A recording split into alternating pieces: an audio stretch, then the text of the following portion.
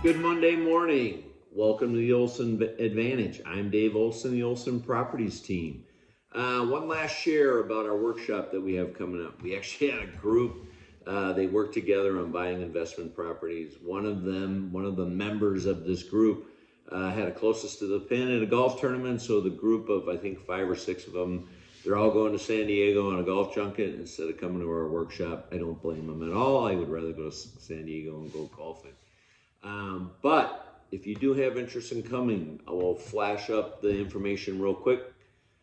We will be meeting on September 23rd on the west side, 7025 West Bell Road from 9 to 11. And then we will meet at 8510 East Shea from 1 to 3.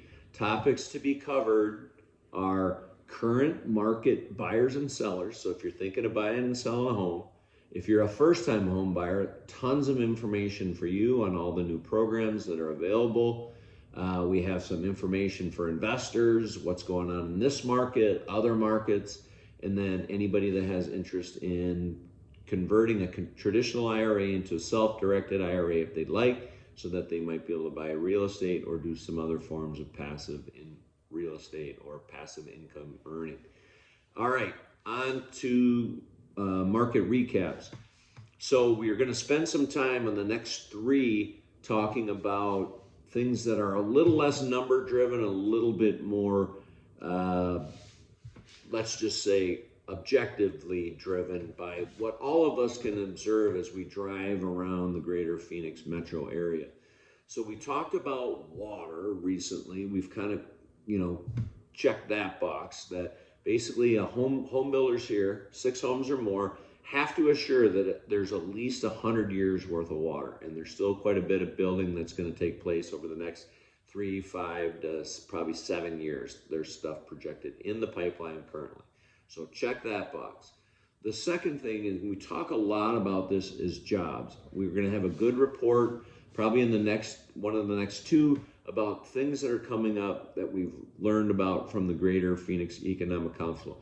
More good news about very high paying jobs that are coming here, high growth oriented companies that are relocating here. So more on that coming. We're going to focus a little bit today on infrastructure. It has a lot to do with those same companies. Why does an Intel, why does a Taiwan Semiconductor, why does a Mayo Clinic, why does a battery, electric battery company decide to move to Phoenix? A big part of that is a really good infrastructure. So we're going to take a look at what that looks like and how Phoenix has set itself apart around the rest of the country on building a tremendous infrastructure and how forward-looking they are in doing so. So let's take a trip down history lane real quick. So the first slide we're going to show you is a picture of looking north on 48th Street at roughly Camelback.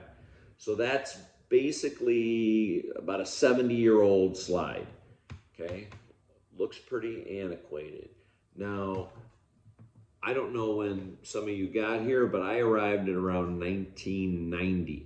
So the next slide we're going to show you is a slide that shows the freeway system pre-1986. Notice that the only freeway in and around Phoenix that was actually completed was I-17 going north of Flagstaff and south to Tucson. The I-10 didn't even go all the way through at this point. Pretty crazy. So we fast forward to Prop 300, which was a huge improvement in infrastructure between 86 and 2005. All of the green that you see was conducted at this point. So now we have the 101, the 51, the 202 were all set in place and in motion. Next was Prop 404, which added the outside Western 303, the 247, the southern connection on the 202, and then the interior, we already talked about, 247.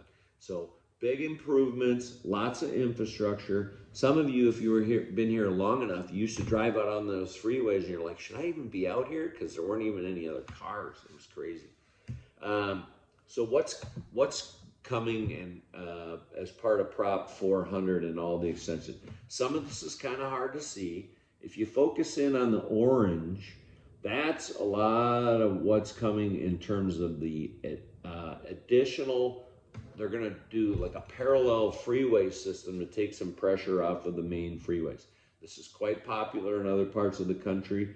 The infrastructure is already being put in place, and then they're going to make some significant advancements in light rail as well. So again, really strong infrastructure is very helpful for enticing companies to come here because they don't want to have their trucks jump on the road and be stuck in gridlock. They can get out, get in, get out, be a lot more productive, especially at the current cost of fuel. All right, let's take a quick look at the Cromford roller coaster. Again, we still continue to emulate 2018's numbers. Again, anybody that was here in 2018, not a whole lot of excitement in real estate. It was a pretty sanguine market. Nothing too sexy there. Last market recap, we talked about how August was going to finish flat. We're already projecting, if we look at this next slide, that September is going to finish up positive 2.6% when we look at our average sales price per square foot, which is our favorite measurement. We move on to the next slide. If we look at seasonality, and we talked about this on our last get together, why is July, August, September a good time to be looking in Arizona? Because it's hot. A lot of people exit the market. Luxury exits the market. People don't want to be in their cars. They got kids going back to school. They don't feel like they can get it all done in time. They want to take advantage of their vacation. They want to get out of Phoenix. They want to go up north, go to the beach, whatever that looks like. So when we look at the seasonality going back from 2015 to 2019, which were very typical years in Arizona, we took out COVID intentionally. We can see that once we get past September, we always see a rise, and that's the luxury folks coming back to our market. It happens every fall, and they usually vacate, once again in the summer. So if we take out luxury in a 2,500 square foot home, look how steady that rise is from 2015 through 2019. Very steady, very healthy, okay? Now, let's look at it even further out. If we look at a 2,500 square foot home going all the way back to 2001 up to 2023, and we simply roll in, and you can see it in yellow there, an annual median home price plus a 5% annual appreciation, and we see that nice steady orange line. Look where if we would have started in 2001 and we move forward to today, we would basically be right where we are now. So what does that mean long term in real estate? What it means is, as long as you're not making short-term decisions, again, that's over 20 years worth of data. Is it possible that we have another housing crisis? Maybe. Is it possible that we have another financial crisis meltdown? Maybe. Is it possible that we have another pandemic? Maybe. All three of those happen during that span of time. Would it or could it potentially happen again? Yes, but the moral of the story, as long as you make long-term decisions, and we're going to show you why this market is one where we can continue to see a 5% annualized appreciation long-term, because we have the infrastructure, because we have the water, because we have the companies committing and the jobs coming, that we should continue to see this type of growth, healthy growth, long-term in real estate in Arizona. Again, we hope you found this information useful.